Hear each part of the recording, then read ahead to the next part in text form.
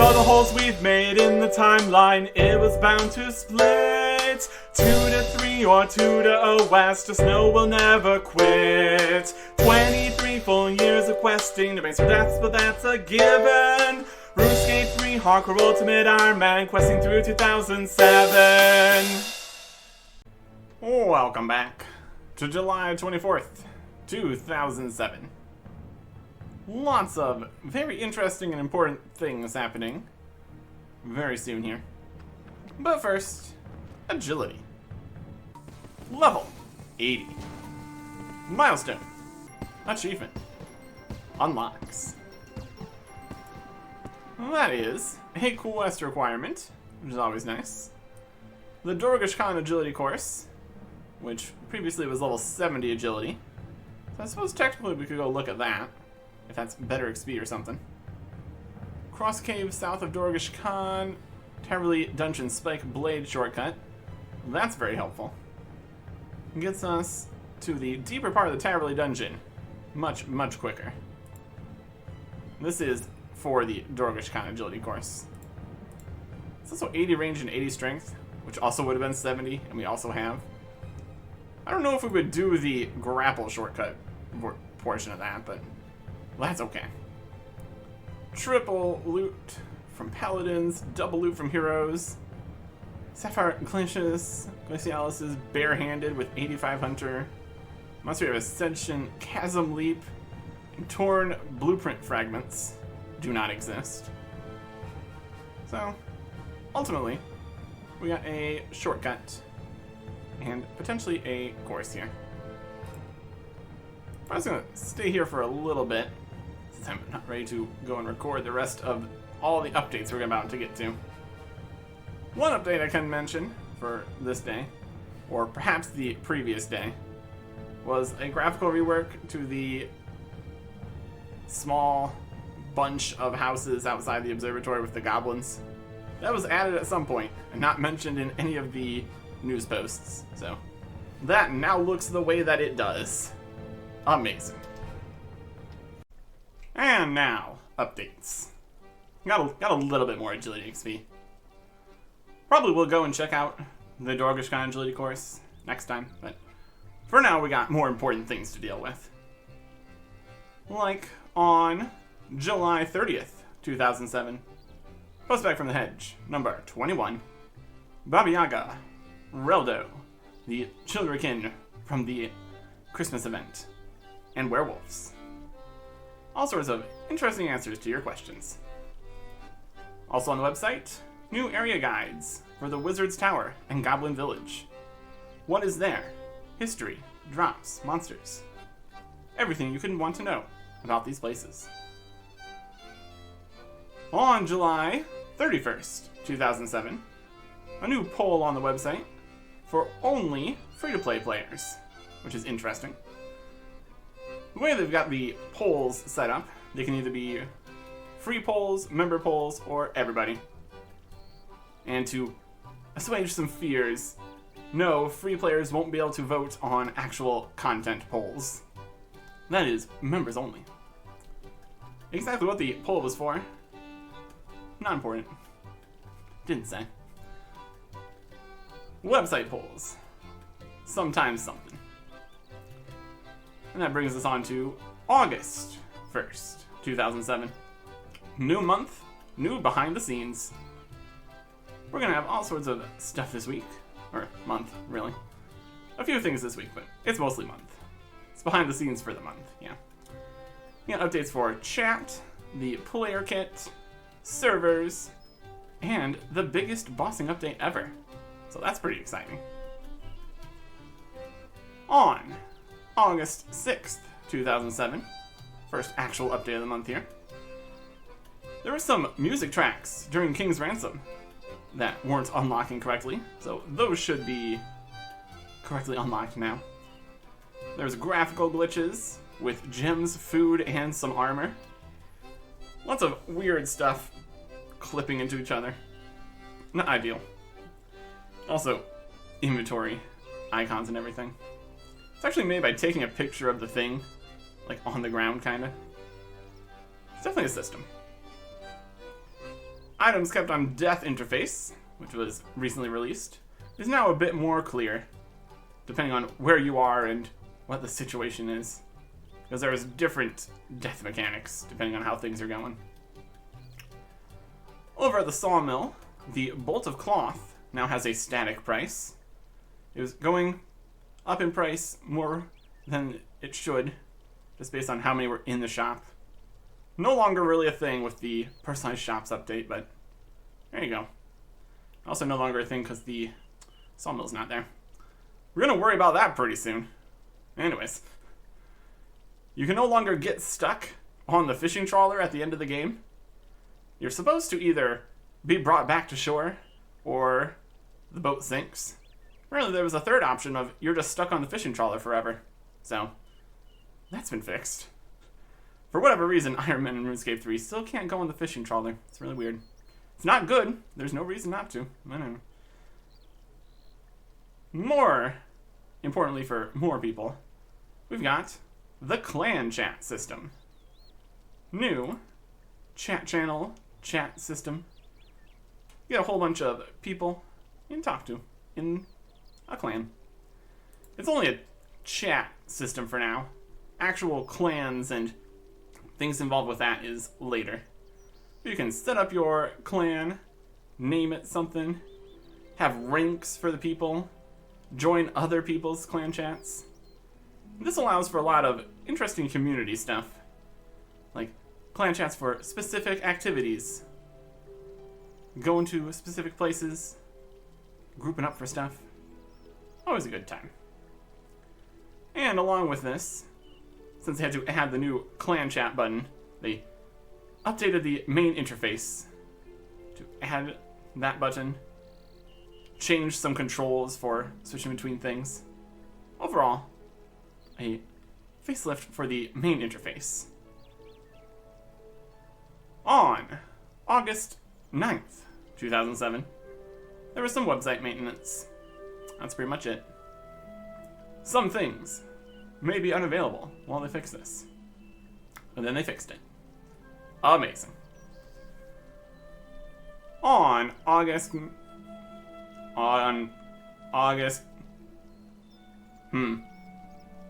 I suppose it is that time. Nobody knew it now, but this would be the point. New updates coming out, some would disappoint. Rollback would ensue, create a whole new game. A world split in two, things would never be the same. But we're not going there, cause this way there will be things that only exist here in RuneScape 3. We're gonna stay the course, see what is to be seen. Diverging begins on August 13th, 2007. Kinda. This is mostly just a news post kind of update here. But we will be getting to things that are unique relatively soon. Although, a lot of the updates right here at the start of the split eventually do make their way into old school. But some much, much later than others. Order definitely matters here. And we're going with the original order. Here on 13th. Players Gallery with a draconic theme. All kinds of dragon armor and weapons. Very cool. Introducing themed worlds. Your world list here. Stuff like minigames. For you can easily find people to do the minigame with. Mostly based on already made player established worlds for things like pest control and all that. Castle Wars worlds. You can do anything you want on these worlds still. So it's not like you can only play Castle Wars on this world. Although with things that are about to happen here, maybe that would have been a good idea. But yeah, just another easier way to get people grouped together to do things that they want to do. You got your clan chats, you got your themed worlds, really is working very nicely. Trade chat in your chat box is now switched to during trading, so you're not constantly trying to find what the person you're trading with is trying to say in the sea of people spamming their trade offers, since that's the only trading that exists for now. Multi-target ancient spells can now hit multiple people in the player-owned house combat ring. Oh boy. Some of the trees have been floating away again, so they've put some of those back in the ground. There's still more floating trees that they're fixing, so be on the lookout for that. And there's some more slight graphical problems with buggy models, like a slightly transparent Guthan's chain skirt. The gnome goggles strap was based on your hair color for some reason. All sorts of weird stuff. You wonder how these things happen. The answer is spaghetti. Speaking of food, rock cakes can no longer be spam clicked to hurt yourself very fast. Just slowly break your teeth. Don't worry about it. And the more interesting update for today, actual ad and some stuff. New outfits. We've got all kinds of things here in the outfits and hairstyles and even new bracelet options. Not all of these, but there are some. Some retro stuff, but not these retro stuff. There's been like many additional additions to this. We got like jackets, shirts, ragged shirts, everything from fancy new outfits to ragged messes. In the hairstyles, we got braids, ponytails, new beards and mustaches, and then there's the arm guards. These are all in different locations with the whole systems here. They actually get them later. And eventually, it becomes free forever. But for right now, all of your changes are only free for the next week. So, go around, check out your new available outfits, and get something cool. We will not be doing that, though. We already have stuff going here. Anyways, yeah. More options in the looks, which is nice. On August 15th, 2007, themed world changes that we alluded to moved some of them to more stable servers. Some of them, like the Cazores and Pest Control worlds that people had established. If you get every single person that wants to play a minigame in the same world, it lags a little bit if it's on those servers. Some of the servers are better than the other ones, apparently. More important to make the game playable than keeping to the unofficial worlds. Well, that's okay. New development diary from the audio team. The audio team consists of a whopping 3 people working in a soundproof work area because of all the audio stuff they do. They get involved very early in the design process,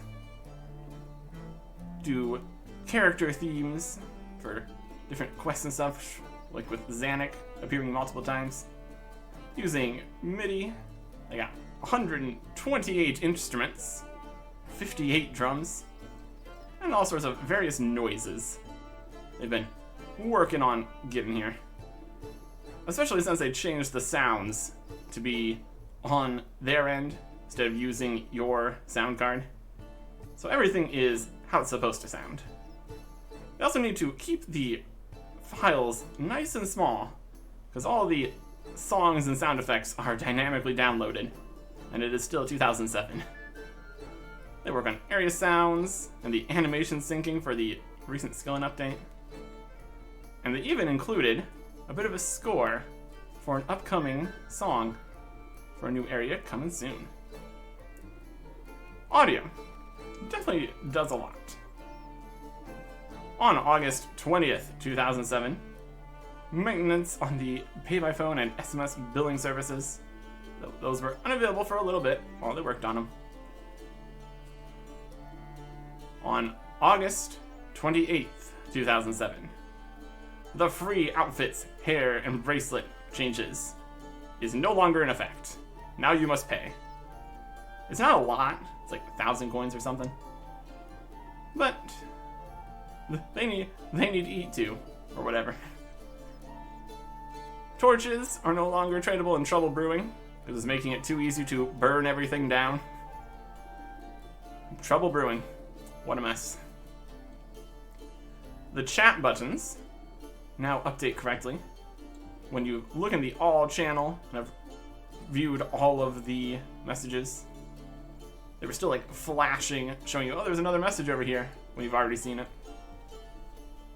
So that's no good. And the main update for today, this month, and for many people, all of time, a new dungeon has appeared. And we need to get prepared to check it out. The new dungeon sits just to the north of Trollheim. Conveniently, we can teleport to Trollheim. If you haven't done Edgar's Roost yet, you might want to get on that. It's going to make your life a lot easier. What's going to make your life a lot harder, though, is these thrower trolls here, which you need to worry about. Let me get the prayer tab ready to go here. It's a dangerous route to a dangerous dungeon, that's for sure. Protection from ranged. Once again, enjoying the 50% instead of 100%. Make it through here. Push a boulder with 60 strength, or squeeze past it with 60 agility to get into the next section here. We got some ice wolves and freezing conditions, which will start to lower your stats. There's a knight here. Who are you? What are you doing in the snow? My name is Surgery. I am a member of a secret society of knights. My time is short, and I need your help. Secret society of knights? You don't mean the Temple Knights, do you? Yes, praise Saradomin. You have been sent in my hour of need. Please take this scroll to Sir Tiffy in Falador Park. You should not read it. The knight hands you a scroll. I'm going to respect his choices and actually not read it, for once. I could totally read it. Oh yeah. Important Temple Knight business. We can easily get our way over to Falador. And that's no problem whatsoever. Sir Tiffy, how goes it? It'd be going better if one of your knights wasn't currently dying out in the snow. Good day, proselyte. Is there anything I can do for you? That's some interesting stuff here. So, ammo. We're just gonna give you the knight's notes. Here you go. Sir Tiffy, I got this scroll from a knight near Trollheim. He said I should deliver it to you urgently. What ho, old boy? Well, hand it over and let's have a look, shall we? Now, let's see what's so urgent. Well, you've been a great help. So I'll tell you a bit about this, shall I? Several weeks ago, a dwarven explorer named Nestor Peregrine discovered the entrance to an ancient cave complex while exploring the Troll Mountains. On his return to Keldagrim, he celebrated in the tavern where we have an informant. The dwarf spoke of a great treasure apparently mentioned in dwarven legends, and of creatures of great evil fighting those of great good. I sent Sir Jerry and a small command of knights to investigate the dwarf's stories several months ago. It appears that he has found the resting place of that incredible weapon, the God Sword. The God Sword? What's that? During the Great God Wars, the evil usurper Zamorak gathered many ancient relics and armies to his cause. There were none powerful enough to stand alone before his might, so our glorious Lord Saradomin gathered a triumvirate of gods to stem the tide of evil. They came together, and using great magics, they created the God Sword, a weapon so mighty that it could slay even a god. It was forged in the flames of a volcano and tempered by the tears of the Icene. The mightiest warriors to stand before the army of evil were the Aviansi, birdmen followers of Armadil. They were a proud and mighty warrior race. To them fell the task of delivering the Godsword to the holy armies that gathered to oppose Zamorak's evil. Unfortunately, they were attacked by an army of demons before they could reach the safety of the main army. It was a fiendish stroke by the forces of darkness. At that same time as the attack on the Aviansi, they also mounted a huge attack on the main armies that opposed them. Realizing their intent, several of the gods that were aligned against Zamorak sent forces to aid the besieged Aviansi. Those who had retreated into a temple in the mountains.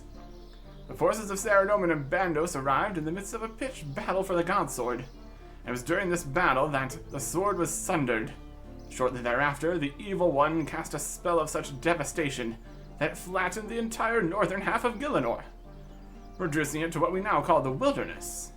This temple must have collapsed, sealing the combatants in. Surely one of the groups would have gained the upper hand by now. After all, it's been thousands of years since that battle. Apparently not. It appears that a millennial-old battle is still being fought beneath the ruins of that temple. And the prize for winning the battle is the Godsword. Well, thank you very much, young lad. You've been a great help. I shall pass it on to my superiors. Is that it then? Aren't we going to go do something? Yes, all in good time. I'll have to consult my commanding officer first. Thank you, lad. You're dismissed. We brought him information. And we got some information. The Godsword. Sounds pretty cool. Will we get our hands on a Godsword? Not right now, probably. We are ill-prepared for such endeavors. What we are more prepared for, though, is just exploring the dungeon. We've got many armies of the gods fighting a battle that's been going on for thousands of years, / everyone was frozen for thousands of years, which is actually what happened. And if we're going to get ourselves stuck into the midst of a battle between the gods' forces, we need to be prepared. So we've collected a series of items here. For whatever reason, they will not attack you if you're wearing something of theirs. But they also don't care if you're wearing something of everybody else's. Forces of Saradomin won't attack us because of our monk's robe that we got from the monastery. Forces of Zamorak will leave us alone because of the Zamorak cape that we picked up at the Mage Arena. Armadil's followers will appreciate our Armadil pendant that we got from the Guardians of Armadil in the Temple of Ikov. And the Bandosian brutes won't crush us because we wield the ancient mace, which we reclaimed in Dorgish Khan. Altogether, this is a horrifically useless set of equipment for everything besides just running on in here and having a look around. We'll run past the thrower trolls again. Get far enough away and they stop attacking, which is nice. I should turn off the prayer before we lift the rock, because we don't need it. And also, we do not have some ropes. There you go. Talk to the knight here again. How's it going? Still alive, but no condition to talk. Almost unconscious. Search him. He's got nothing. Tie off a rope into the hole here. And climb on down. Enter the God Wars dungeon. I used a rope. This dungeon is split off into many sections. First section here is where a massive battle is taking place between all sorts of guys.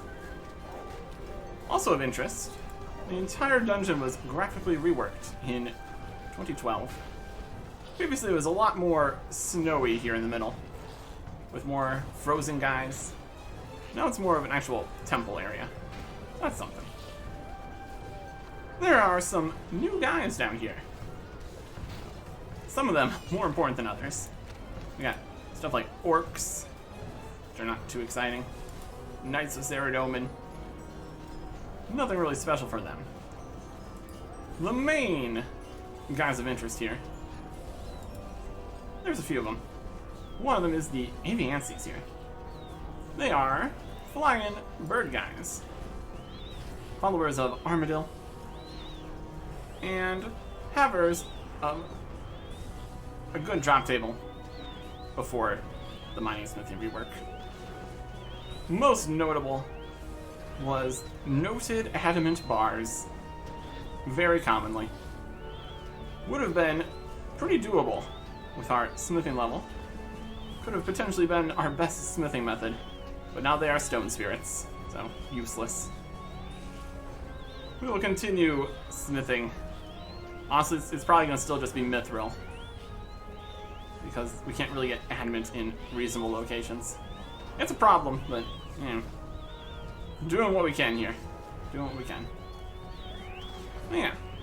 They also fly around, so they can only be attacked with range and magic.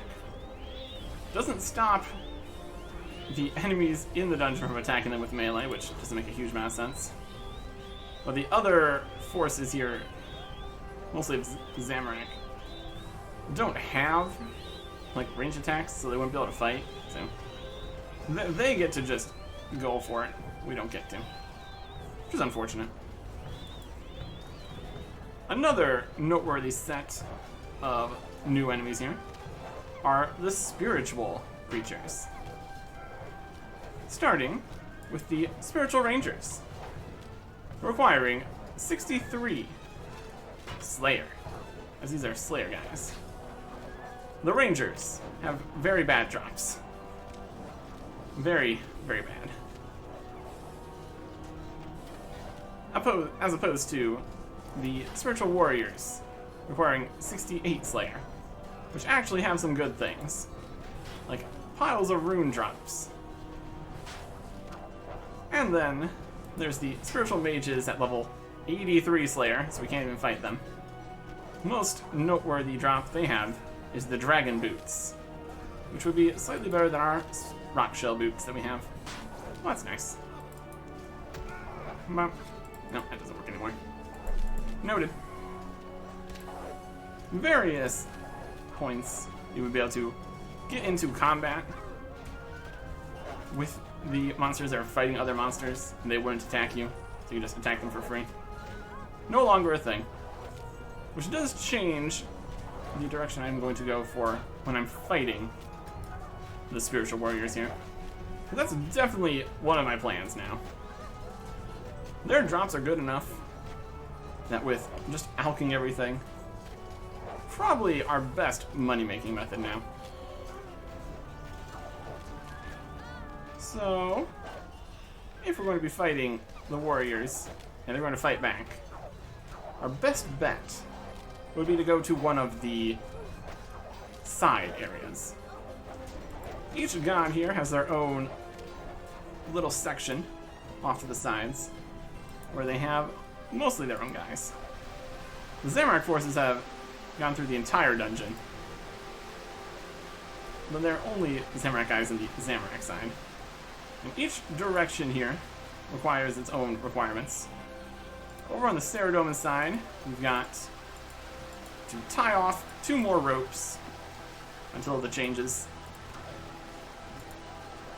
And then you get to the boss rooms, which are also slightly changed. In 2009, the main boss room here was shrunk in size.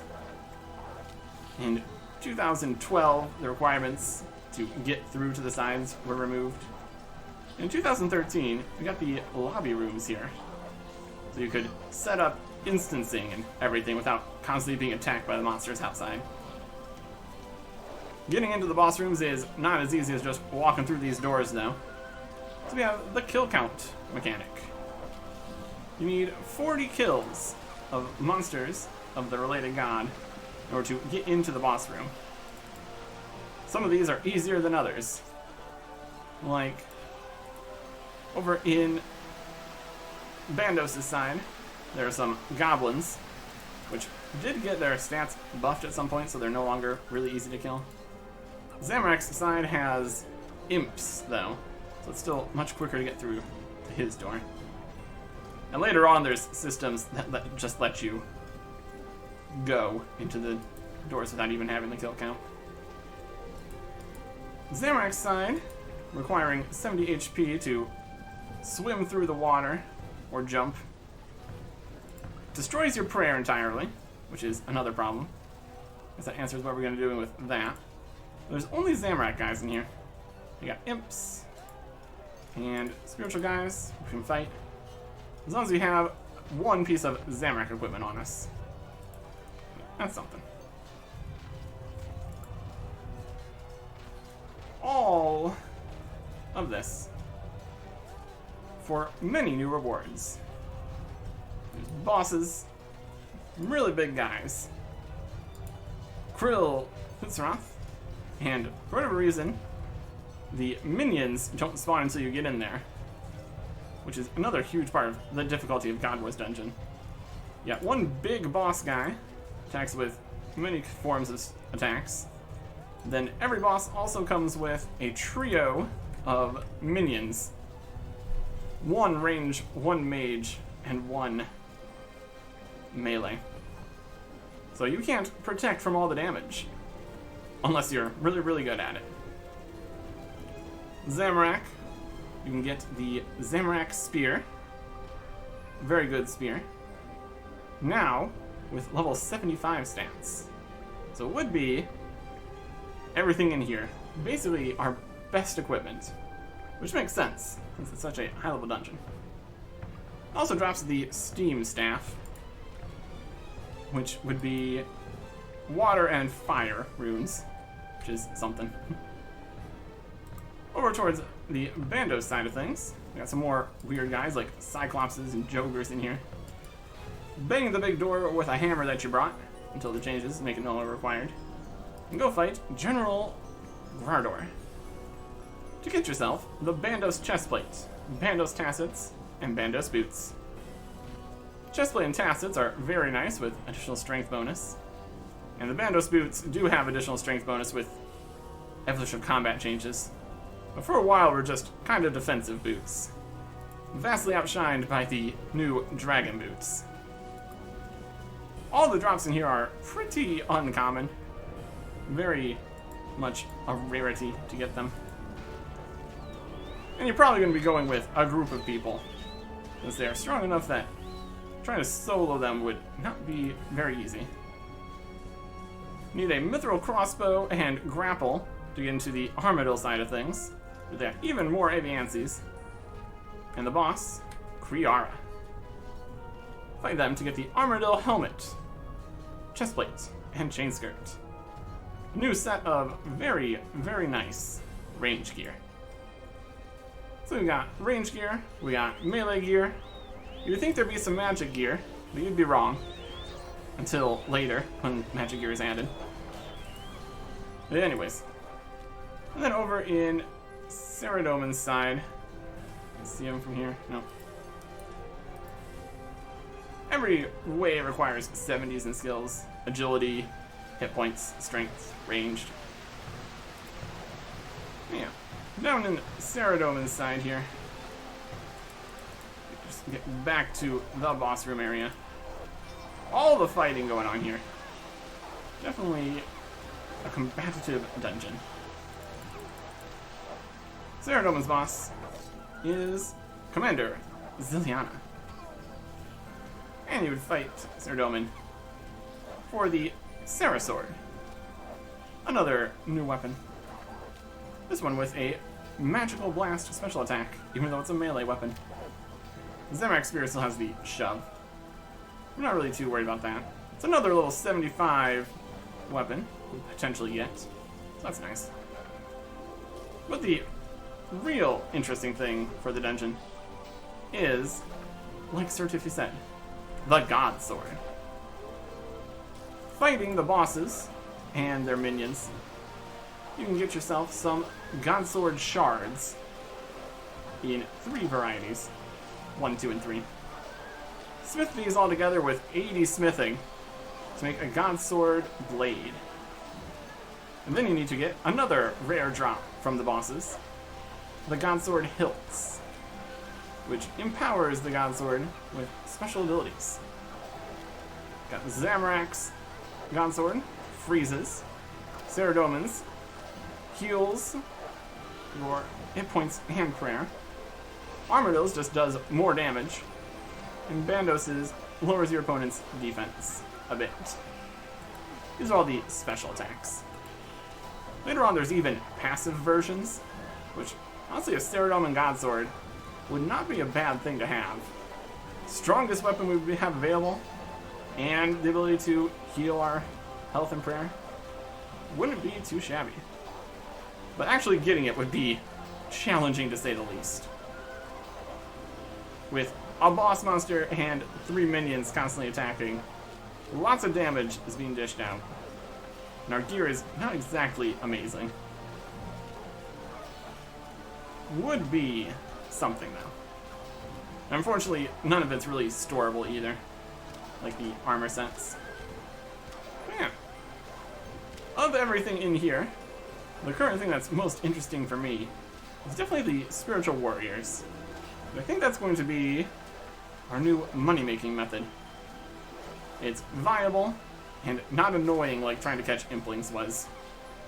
Constantly squinting to see all the different implings, hopping worlds, dealing with the implings that don't even exist yet, taking up all the spawning spaces. I think we're just not going to worry about implings anymore. We can always go back and get all this stuff again, if we wanted to. We'd have to make our own impling jars to start, though, which wouldn't be ideal. But yeah. Eventually, we're going to get the bare hand catching implings in the overworld. And that'll be what we do for that.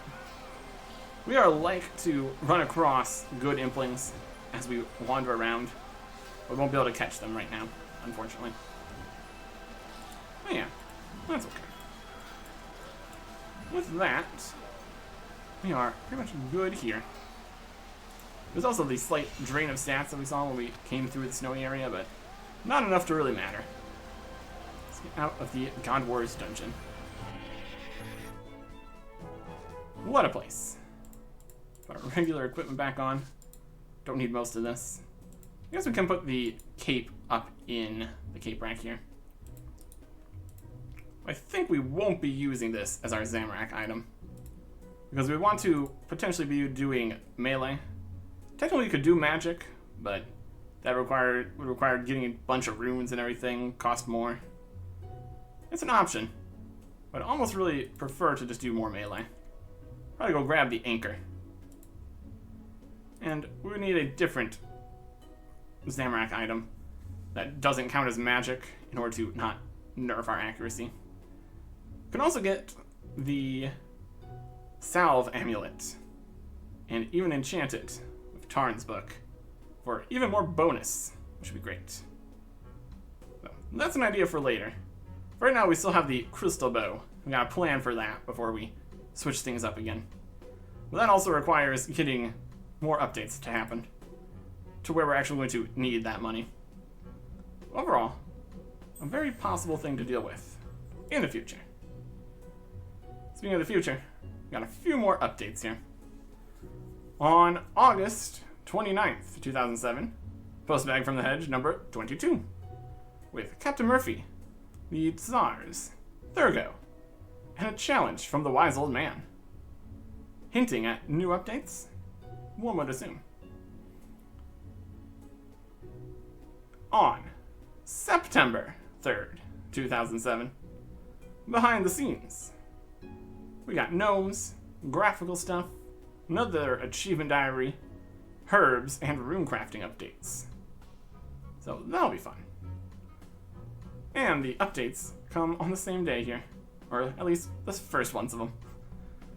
The higher level monsters in the God Wars dungeon have had their clue scrolls upgraded from medium to hard. We still don't really do clue scrolls because we can't really use the rewards, there's nothing helpful there, and a lot of the steps don't exist yet, using things that don't exist yet, and the rewards are all changed.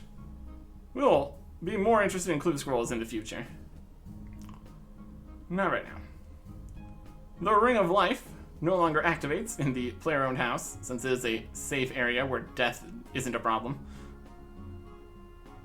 The shortcut in the Varrock Palace, the agility shortcut there, now is visible in low detail mode. It was hidden under the grass. Not ideal. A big change in the wilderness to make things even more dangerous. Other players can now attack you when you're fighting a monster. Previously, you would try to get away from people trying to kill you, get into combat with a monster, make it so you can't get attacked by them. No longer works. Now they're just going to still kill you. As if PKers needed more advantages. But we don't need to worry about that because of the wilderness changes. What we do need to worry about is the next quest. Always fun to get a new quest. First quest of the changes here, which only recently ended up getting over to old school. The Path of Glofrey. We're acquiring the Eyes of Glofrey, True Village, and Waterfall quest. 45 agility, 47 ranged, 60 strength, 56 slayer, 56 thieving. Oh, quite the list. All our skills are quite nice, except for rune crafting, so we're going to be doing just fine in that regard for quite a while. Required items. We need the crystal seed we can go pick up in the Tree Gnome stronghold. Mithril grapple and crossbow, which we can go make. Grappling, it's always a thing. Gonna want some food, and earmuffs would be beneficial. We'll get all that together and head over to the Tree Gnome village. Hello, King Bolrin. Hello again. Well, hello. It's good to see you again. I've lost my amulet. The gnome amulet. Yeah. Oh, here. Oh dear, here, take another. We truly are indebted to you. Don't need that. Start Path of Glofrey. Let's see if we get a different dialogue here. Hello again, Bolrin. Well, hello, it's good to see you again. Just immediately starts the quest. No. Starting things here. I noticed you have a new pet. Cute creature. Dun dun dun. Ah, you've met Dumpling. Dumpling. So as it looks a little bit like a dumpling. An evil six-legged dumpling. Hey, Dumpling isn't evil. She has cute fluffy ears and a little bobbly tail. Look at it. It's clearly evil. It has 6 legs. And those eyes, those black eyes. If you stare into them, you can see into its black soul. They give me the creeps. Anyway, that is not why I know the creature is evil. I've seen one before. I'm afraid I have some bad news. The truth is that Dumpling is an evil watcher creature, created using dark arts, sent by Glofrey to wheedle itself into your affections and spy on you and your people. It is shrouded by illusion magic to make it look like a cute pet. But in reality, it is a horrible black spiky thing. It's watching you all the time, sending details of all your secret dealings back to Glofrey. You're a strong and brave warrior, but with all due respect, you're mad. You're talking like a raving lunatic. What is it with you adventurers and your wild conspiracy theories? They are not always out to get you, you know. Alright, I admit it sounds a little far-fetched, but it is true. I've seen these creatures at the Grand Tree and unmasked them using a machine created to dispel illusions. Who knows how to cast illusions? Glofrey. Glofrey disappeared when I was a baby. He should be dead by now.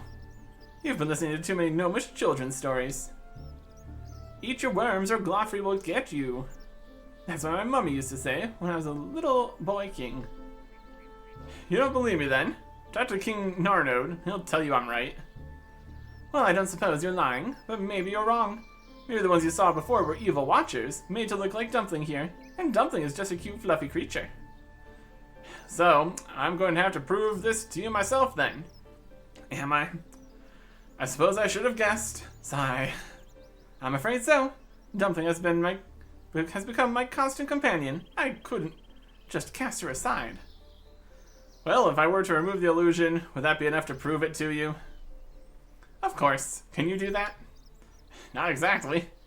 In the Grand Tree, I used an anti-illusion device built by Oaknock, the engineer, to switch off the illusions.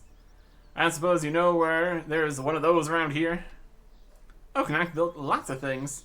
He was famous for it, and he would have done that before I was king, so I wouldn't necessarily know about it. If I knew what an anti-illusion machine looked like, I might be able to help. Oaknock's was a big machine made out of maple, oak, and crystal. It made strange whirring noises. Oak and maple are standard gnomish building materials, but crystal isn't. It must have been something to do with the elves. Yes, I believe Oaknock got some help from the elves to build it. Now that I think about it, I do remember something. When I was a small boy, just before I became king of the Tree Gnome Village, Unock came to visit. Unock? Yes, Oaknock's son. Unock was a nice gnome.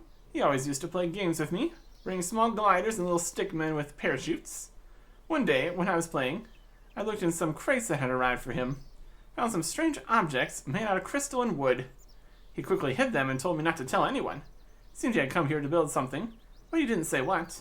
I do remember those crystals clearly. I'd never seen any before. However, I don't know what he built or where he built it. It must be somewhere out of the way, or underground, otherwise I'm sure I would have noticed it. I think it must have been forgotten about by now. These devices are quite important. You gnomes seem to have a habit of forgetting things. Oh, I suppose so. Gnomes don't tend to dwell on the past. They'll be around here somewhere, just ask around. So I need to find a local gnome who might keep old artifacts of elven nature. Let me think. And that would be down in the dungeon. We've dealt with local gnomes and their ancient elven artifacts before. But we need to go to the waterfall. And that is why waterfall quest is a requirement here. You can get a lot of information about what's going on based just on the requirements. We're going to have to talk to Golry here, who has gotten all the hobgoblins in the pen now. That's great. Anti-illusion devices. How's it going? Pretty good. I'm having fun with my pet hobgoblins. Do they make good pets? Not really. They don't like being stroked, but give them a ball of wool and they'll be occupied for hours. Anyway, what can I do for you? Well, I have a question. Do you remember I came and asked you about an elven artifact before? Of course. You want some more? I have loads. They are all lying around in boxes somewhere. Are you serious? Are you some sort of collector? Elven artifacts don't grow on trees, you know. Ah, but they do grow. Anyway, I don't collect elven stuff. My grandfather does. Or did. I'm not sure whether he's alive or not. He hasn't sent me any souvenirs for a while now. Souvenirs.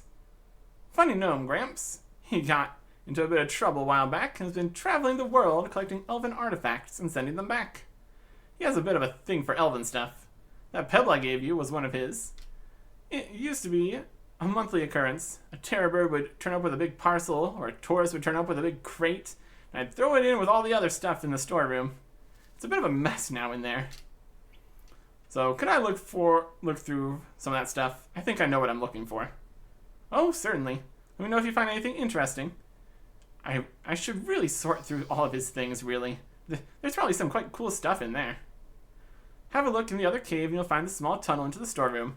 Oh, if you want to look in the storeroom, you'll need to find the key. It's in there somewhere. Find the key. Go through the tunnel to the storeroom. They're probably going to keep giving me the gnome amulet back. We'll hold on to that for now. Find the key. And there's the tunnel. Just wide enough to crawl through. I'm desperate to get out. Large key. Crawl through the tunnel. Easy as that. And that gets us into the storeroom, where we have big monoliths just in the way. Push them around to make forward progress. Got a chest here.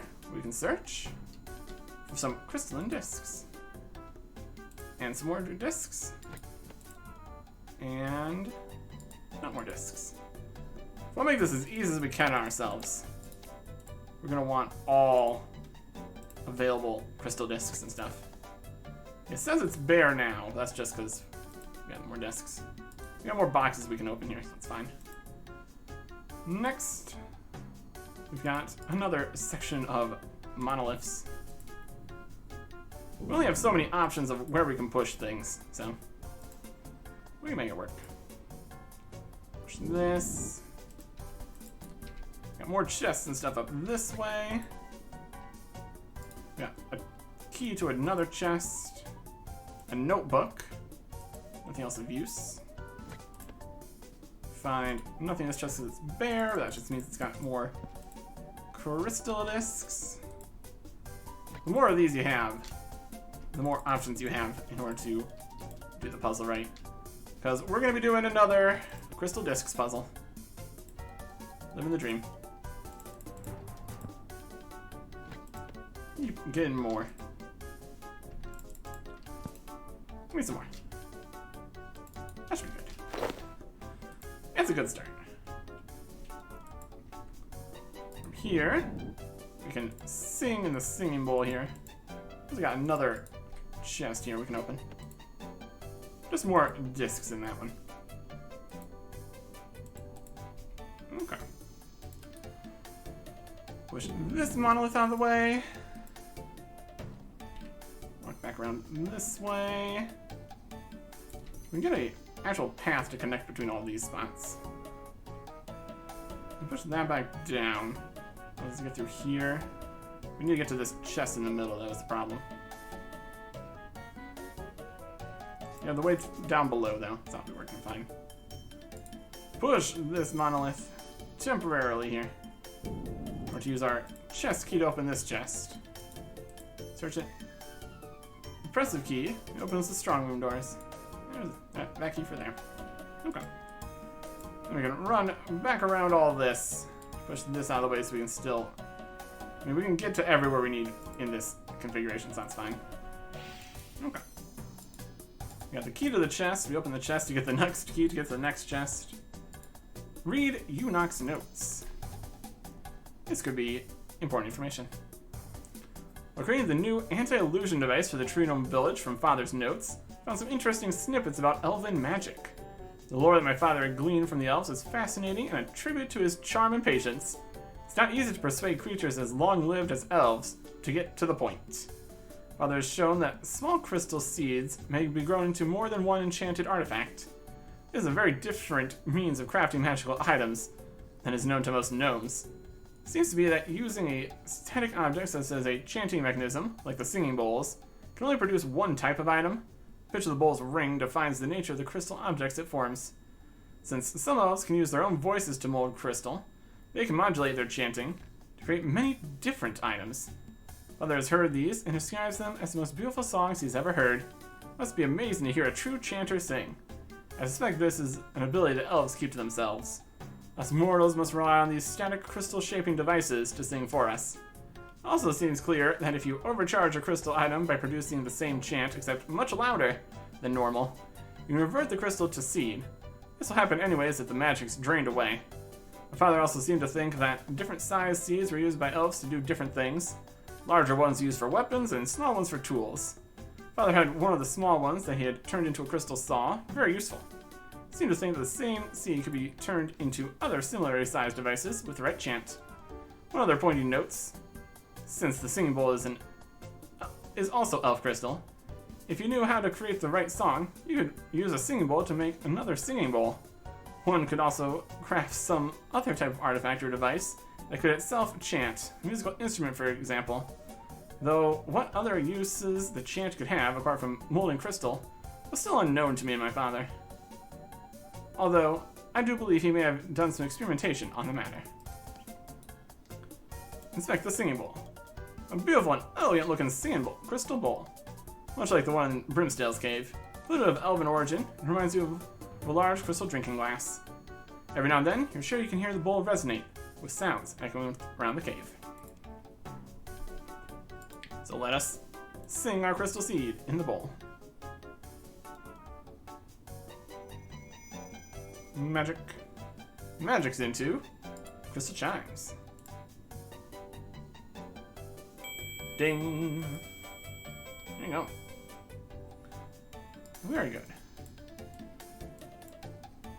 Open the door, where we get access to Unox machine. Pretty much the same as Oaknox machine. We got the colors and the numbers and the exchanger. Before we worry about that, we got a lectern here. Bowlery's diary. We got bad advice, which Bowlery is advised by a mysterious stranger, and ambition is fed. In the form of cutscenes, as we read these. 'Twas a time of peace for the gnomes, but the two main gnome settlements, the Grand Tree to the north and the Tree Gnome Village to the south, were becoming increasingly separated. I led the gnomes of the Tree Gnome Village. King Helthrong was getting old and still ruled the Grand Tree, but he was losing his grip and becoming less and less aware of the affairs of man. Humans had settled in the area and were looking to establish a foothold in what had been gnomish lands.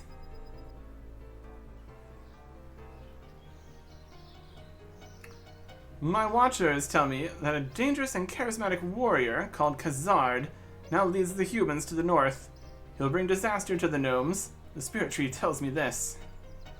What is Helthorg doing about this? Nothing. Nothing.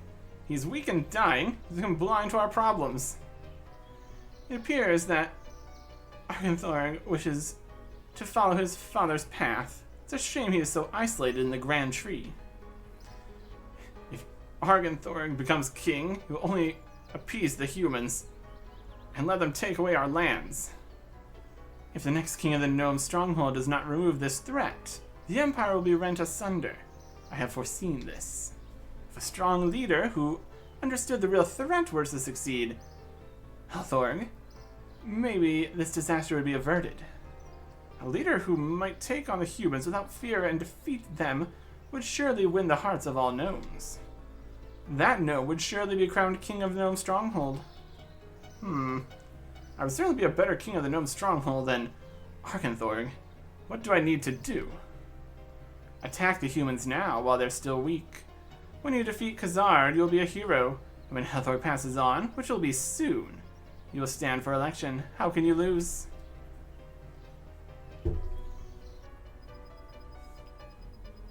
Bad advice indeed. Chapter 2. The king is dead. The great king dies, and the search for a new one begins.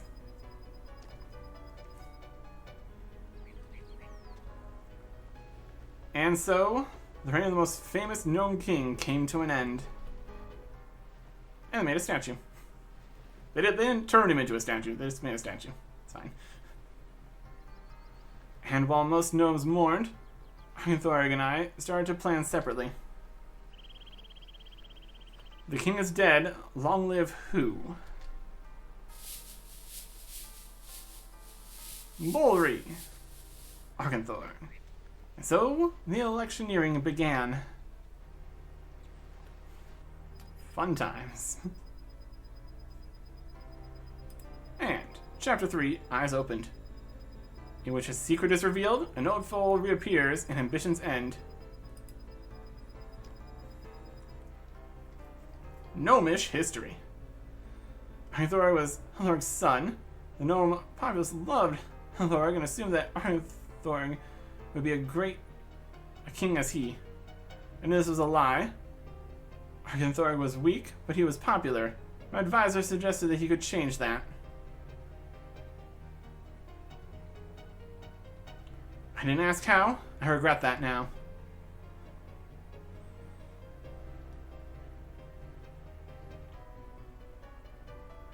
It seems that Arkenthorg prefers human food to traditional gnomish cuisine. Behold, fellow gnomes, a gnome who loves humans more than his own kind. Arkenthorg, you have allowed the humans to beguile you. But I haven't done anything. Arkenthorg, stand down from the elections. You are not fit to be king. This is a lie. I've been framed. It's not fair. Fairness has nothing to do with it. How can the gnome kingdom expect to be truly great if it's led by the spoiled, weak son of a great leader? You are but a pale shadow of your father. No, this can't be happening. Daddy, help me. Your father cannot help you now. You're on your own and have been found wanting. What would Daddy do? What would Daddy do? Wait, I remember something that Daddy said to me once. About being wary of illusions. That must be it. This must all be an illusion. Eunuch, switch on the machine.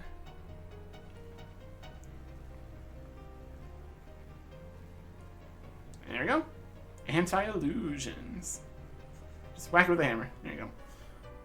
Curse you, Eunuch, son of Oaknock. Curse you. Curse your use of elven magics. Dun dun dun. Aha! I knew it. Glofry. Daddy warned me of gnomes like you. And Bullery, the shame is yours now. No, I don't believe it. I trusted you. I gave good advice. I told you what needed to hear. Give you the tools to achieve it, nearly. No one will vote for me now. You've ruined everything. I've been taken by a fool by the most untrustworthy gnome ever known. I sought only to strengthen the gnomish empire against its true enemies. It seems I've failed. I shall leave and create a new city, a city with vision. Anyone who wishes to see gnomes great again should join me. And you with me, Bullery. What? Follow you? A shapeshifter? A honey-tongued deceiver? No. I failed the gnomish people and brought shame upon my family. I'll not follow you and dare not stay here. I'll find my own path to redemption. You, Glofry, have forced me to leave my people in shame. I will not forget this. As you wish, I have followers enough. Follower? I was never your follower. Weren't you?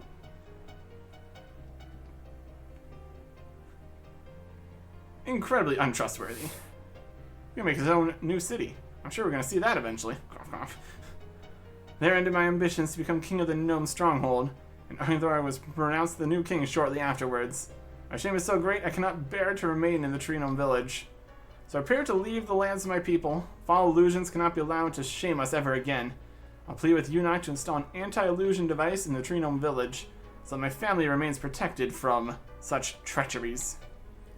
As for the one who chooses to practice such dark arts, he'll be punished. I'll make it my life's purpose. Okay. And as the final note here says in the book, finally I understand my failings and my true enemies. I decided dedicate the rest of my shattered life to the task of eradicating them both. Alright. Operate Eunuch's machine. We got two things here, one thing here. We need things that match the values of those. Orange triangle, orange circle. We get an orange square, we're laughing. And we have a blue pentagon, which we accomplish with a blue square and a blue circle. So what we need is to switch some stuff around in the exchanger. Put in a blue pentagon in the slot. Exchange it. If we have a blue pentagon, whatever exchange it's for is going to be right. Do purple or violet triangle, green circle. That works. And put one of these in here.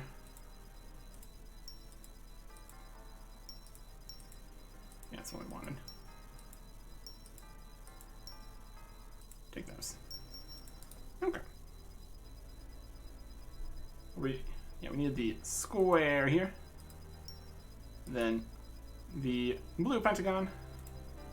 Was that and that. Nice and quick and easy.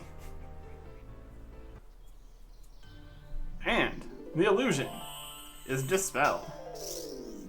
Horrible spiny thing. Oh dear, seems hardcore Ironman Artic was right. Of course I was. Always am. There you go. Easy as that. So get out of this cave here. The blocks have moved back around. Interesting. Crawl through this upper tunnel here. We enter from the lower tunnel. It's gonna pop us back to the same place. Answer is yes. That's right. Don't need any of these anymore. Or the keys. Or the other keys. Or the book. Just need the chime here. Okay. Reasonable. Just having experience with what the colors and shapes mean makes it pretty easy.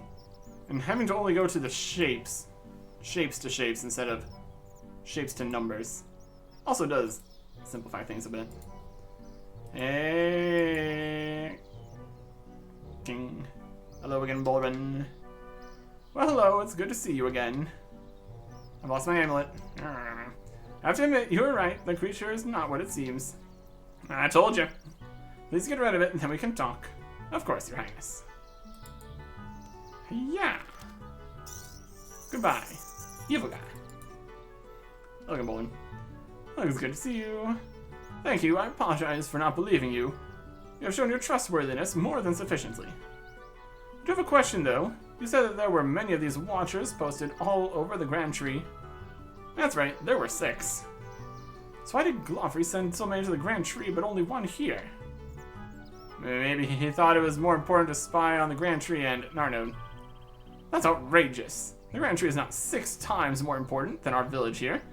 You should have sent at least 4 watchers, maybe 5. So you want more evil watchers? Well, yes. I mean, no, of course not. But Glofrey has a lot to answer for. He has underestimated the Tree Gnome village for the last time. If I ever meet him, I'll give him a good talking to. Well, maybe you can help me find him. I suspect he's in this hidden city of Arpasandra. Just need to find the place. I do have some information that might lead you to the right direction. Either that or down a completely blind alley. Well, any help would be useful. Well, one of my citizens, called Longramble, is a bit of an explorer. He had also heard rumors of Arbosandra, and asked me if he could go look for it. He was so persistent that I agreed, though mostly just to get him out of my sight. Where did he go? He didn't say where exactly. He did say that he was sure Arbosandra was somewhere between here and the edge of the world. That doesn't really help, you know. There's one gnome who has near magical knowledge of the locations of wandering gnomes. Ah, wait a second, I can guess. Left Gian Jr. I've always wondered how he knows where to deliver all those foodstuffs. Gnomes seem to get in all sorts of weird and inaccessible places. Yes, I'd have a chat with Longramble Jr. He stands a better chance of knowing where Longramble is, though I can't guarantee Longramble will help you. He may have found the edge of the world and fallen off for all I know. And if you find Glofrey, tell him I'm very angry with him. I will. I'm sure that will have him quaking in his boots. Of course. Dun dun dun. Alright. We need to go to the Tree Gnome Village. To the Tree Gnome Stronghold. And also, while we're here, we are going to do an additional, technically unnecessary step. But since we're going there anyways, might as well. Also, we can drop the Gnome Amulet again. Constantly get these. Let's go pick up some toads, as these are going to be required. And they're just conveniently here, in the stronghold. How many do we need? Less than 4, I'd assume. Some toad legs, a good time. Up into the stronghold here. We got the whole slightly changed mini game here. Again, not something we need to worry about. Well, there's going to be more things in the future with the gnome delivery system. So we can check that out. But first, this delivery to Longramble. I left Jan Jr. Longramble. Hello, Mr. Yanni. I'm looking for a certain gnome, and I've been told you're the gnome to talk to about this. That's sensitive information, you know. Who is this gnome? Looking for Longramble the Explorer. Ah, well, that might be different. I have a long-standing order for Longramble. No one seems to be able to find him. Though if you can't find him, then you can hardly tell me where he is, then. I didn't say I didn't know where he was. Just that the gnomes I've sent can't get to him. Here, take this note. It contains his coordinates. Normally I wouldn't give my deliveries exact coordinates. I can't find it on my Google Maps. Jan Jr. hands you a note with some coordinates on it. What? My maps are on dried Google leaves. So where am I going to get hold of a sextant then? When the gnomic positioning system broke last time, I seem to remember one of my gnomes managed to get some equipment from a professor near the observatory. I'd check with him. Thanks. I also forgot, what's the order then? Oh yes, it seems that Longram was missing the delicious taste and textures of tingled toad legs. Tasty. If you say so. I'll make a tingled toad legs for him. We got the delivery here. Well, nobody else can accomplish it, so we might as well give it a shot. Udo. We'll take a Ganado, Equilieve. Let's see what else we end up needing. We're gonna need a gnome bowl mold here. Use that with that. Raw gnome bowl. Cook that up. And if we go to other recipes, go to cake, soup, stew, bread, fish, meat, baked potatoes, bacon, other. None of these are really yet. What section would this even be under? Breads? Pies? Cakes? Stews? Soups? Baked potatoes? Bacon? Other? I'm trying to use some toad legs on the gnome bowl here. Use raw gnome bowl with the cooker. It just cooks okay. Prepare. We need... I've made toad legs here. 2 cheese, 2 aqua leaves, a gnome spice, and a dwell berry. So you need another aqua, 2 cheese, a spice, and a dwell. Could have gotten the cookbook out here. Would have been easier. That's not the right guy, that's the waiter. We need a freshly made one. Other ones are no good. Get an extra aqua leaf here. Get a spice. And dwell berry. Toad bowl. Cook that again.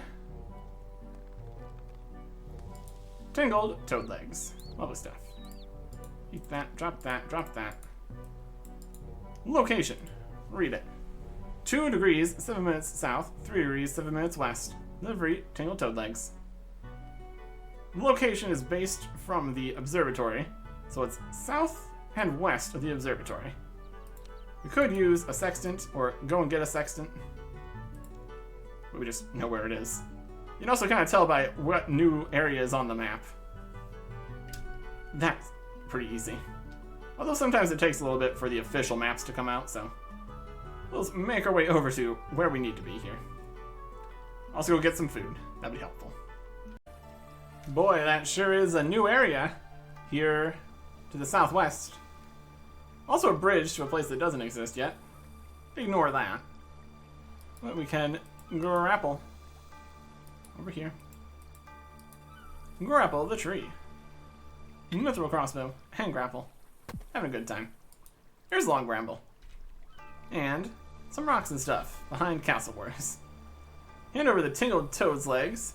A very grateful looking explorer. He stuffs it straight into his mouth. Nom, nom, nom, nom. You're welcome. Deliver it. And we got a mint cake. Yay. Mr. Long Bramble, I presume. Or opens his mouth and says, Hello, let me introduce myself. I'm Hardcore Ultimate Ironman, Artic. And I've been looking for you. You're a hard gnome to find. Now it looks as if he's having problems speaking. His mouth opens, but nothing comes out. Oh no, wait a second. You're not one of those gnomes like Hazelmere who only speaks in ancient gnomish, are you? I'm gonna have to go get my dictionary. You're not gonna do that mind meld thing Hazelmere does, are you? That makes me feel kind of dizzy. No. No? Homero slaps himself in the face. No, I understand you and can speak perfectly well, old chap. It's just been a while. I've been traveling for what seems like years, marching through every type of barren terrain, crossing ravines, avoiding goblins, surviving off the local flora and fauna. All this time with no one but myself. Haven't said a word for months. Takes a while to wake the voice sprites up. They've been sleeping. They seem to be well and truly awake now. You must get pretty lonely. Lonely? No, I like my own company. So, what are you doing out here anyway? I'm looking for the edge of the world. It's my life's ambition to find it and be the first gnome to stare over its edge. Are you sure there is an edge? I've heard it goes on forever. This was much more amusing when the quest came out and the edge of the world was just over to the side here, and also existed out in the desert and everything. Well, that's been fixed a little bit. Wait, you could totally just stare over the edge of the world. It's pretty wild out there. Everything has an edge eventually. I'll find it. I'll keep heading westward until I get there. If the world's spherical, though, you'll never find the edge. Spherical? Don't be silly. The world is clearly flat. If it was ball-shaped, we'd all roll off the sides, silly human. Maybe the world is round, just very big, so we don't notice the curve.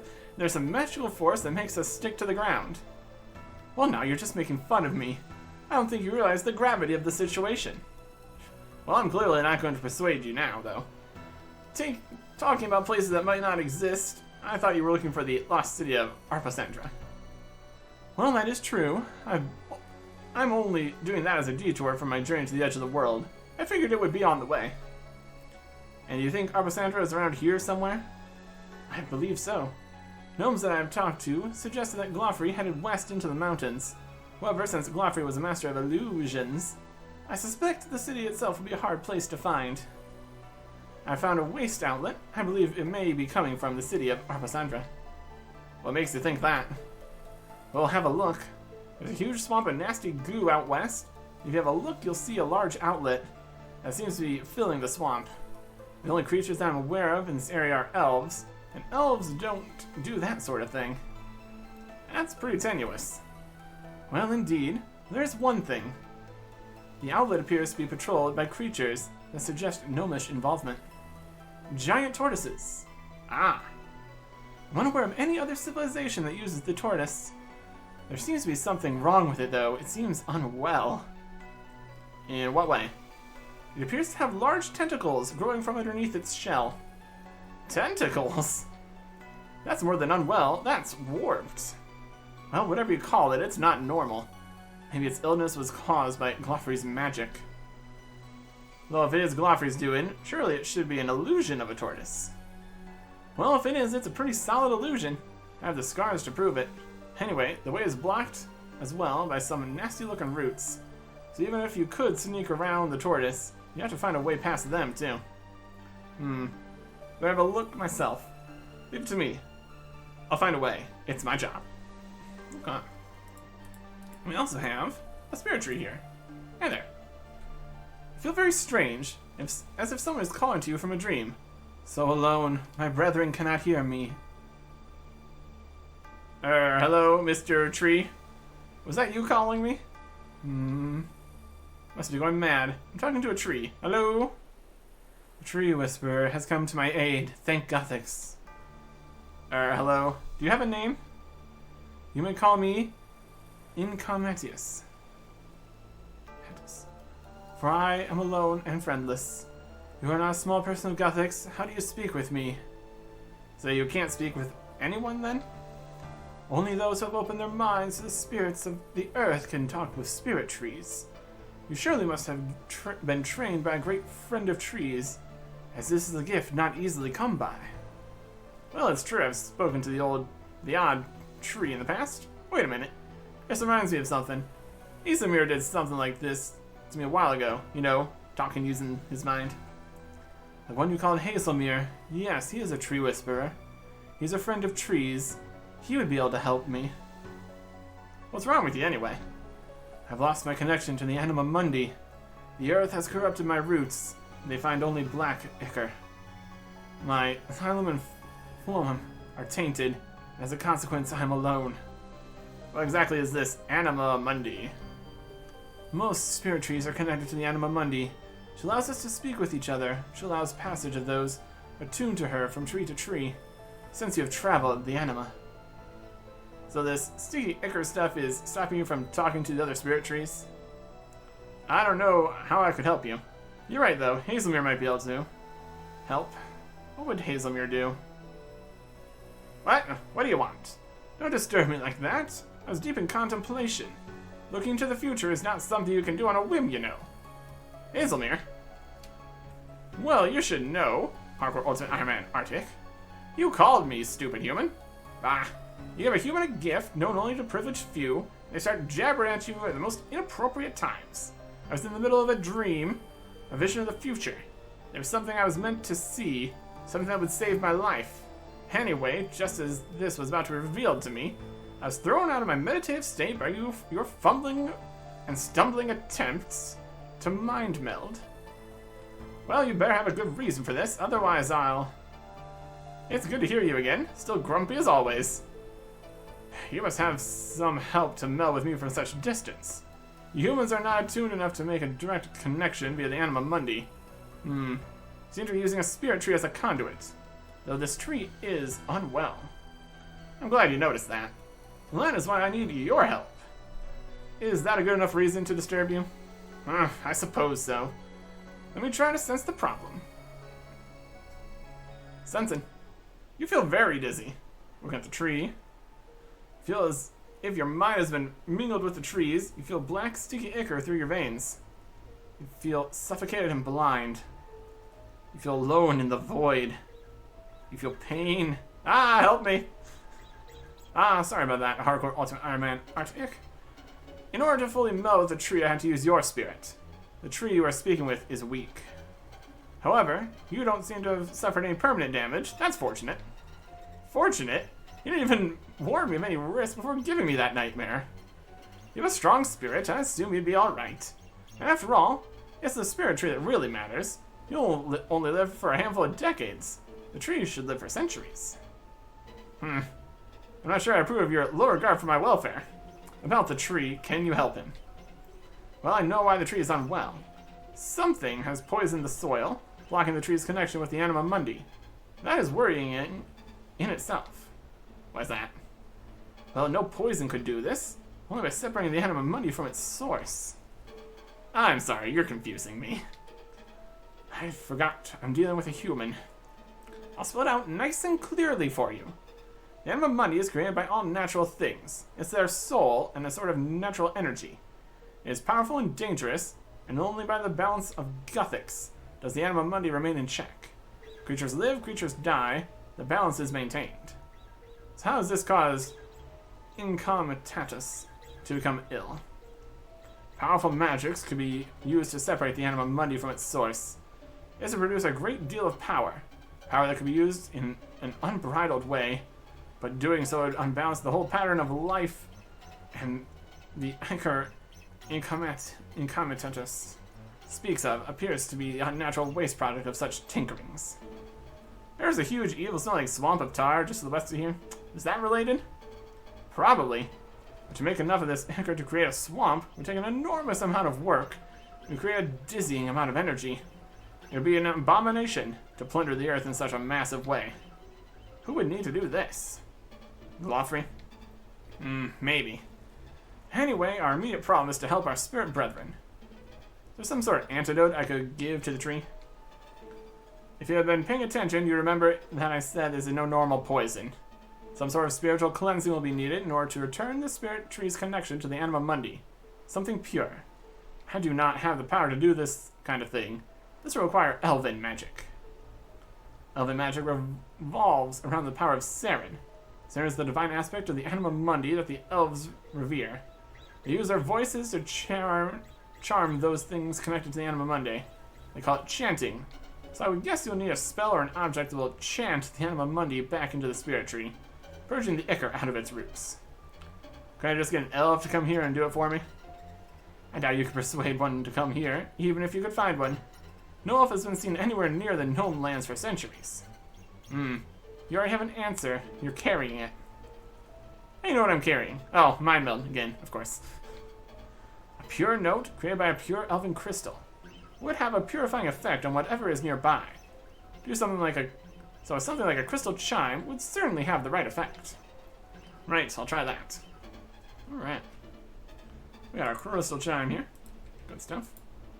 Eat this mint cake. Tasty. Don't need this note. There we go. Here's the poison swamp coming through this sewer entrance here. I'll whip them back on here and head inside, where we're immediately confronted with giant warped tortoises. Don't think you can harm this creature. Unless we were to ring a crystal chime. Bing.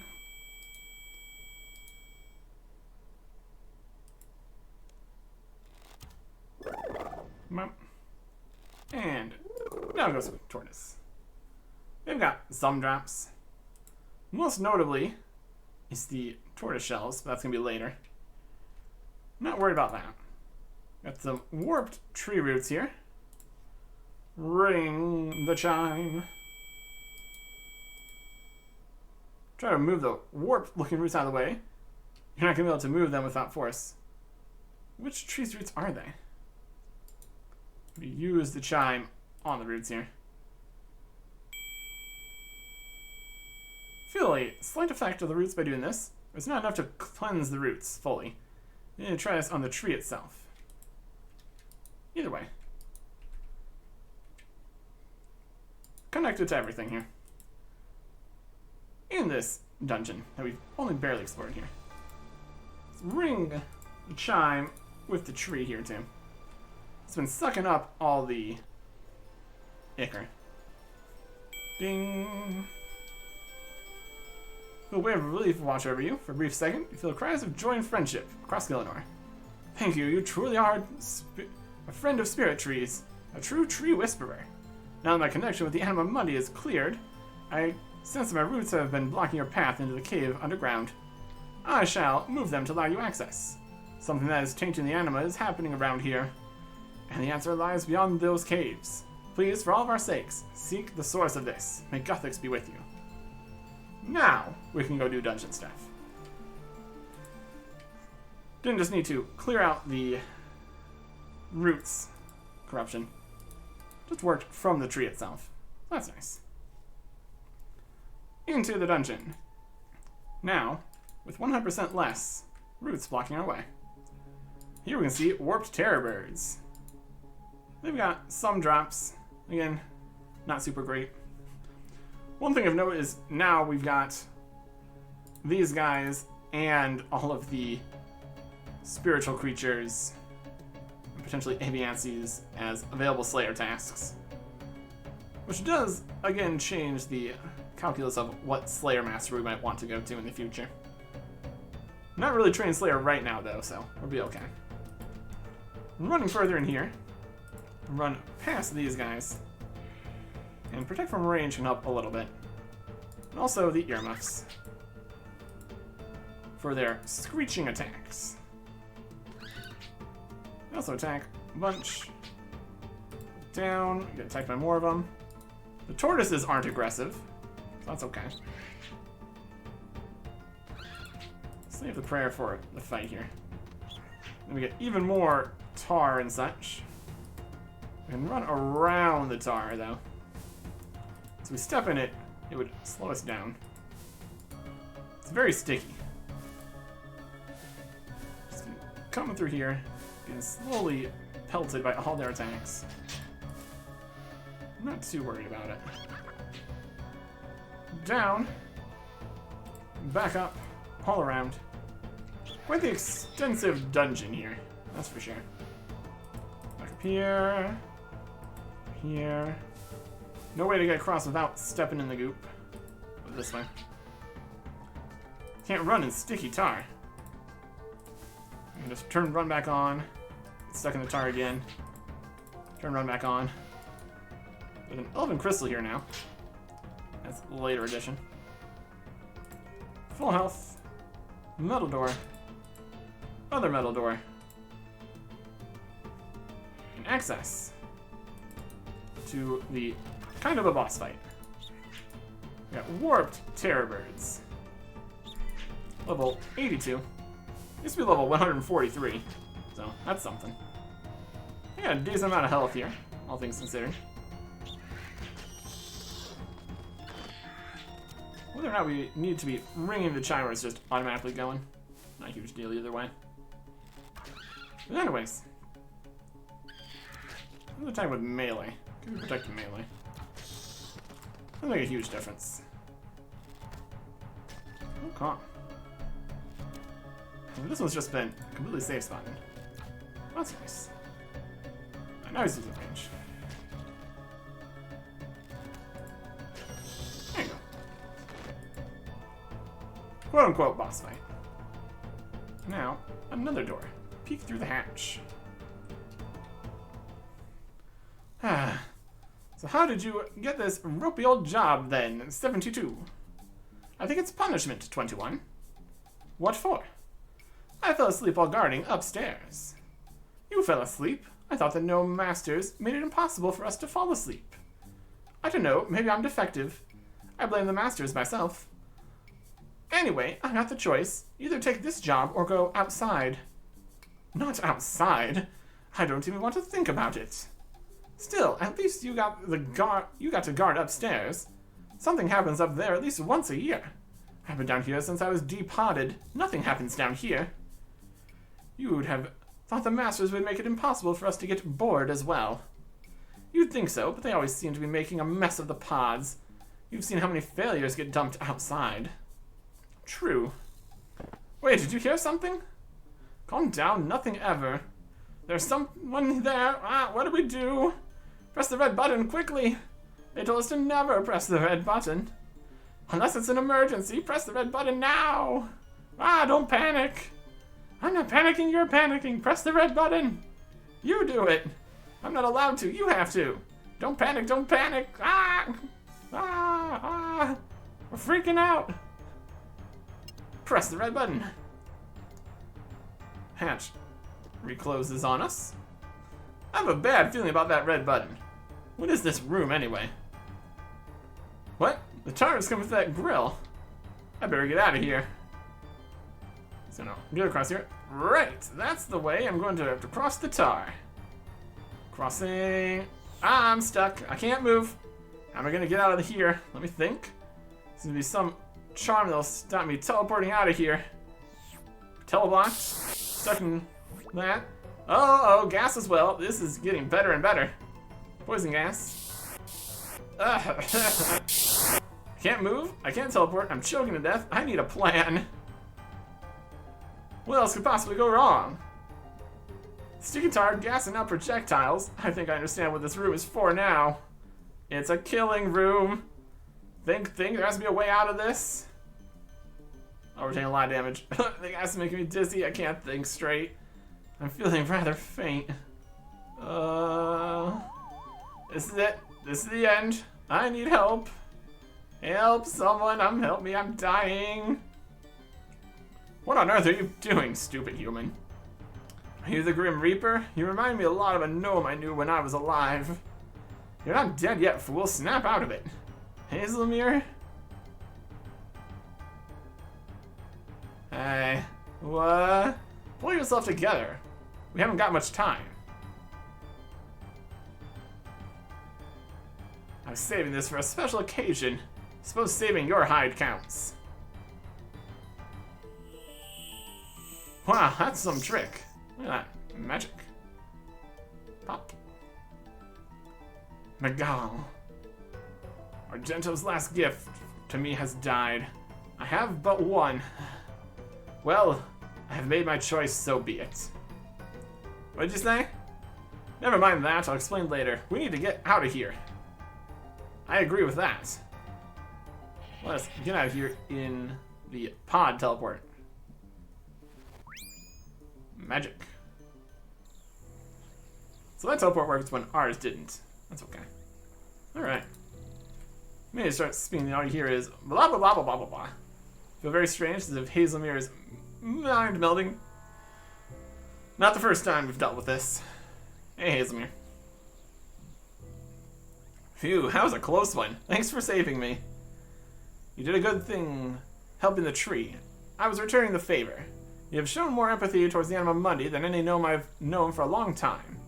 It was right of you to think of me. Despite being a human, perhaps you can be a true spirit tree mage. Thank you, Hardcore Ultimate Ironman, Artic.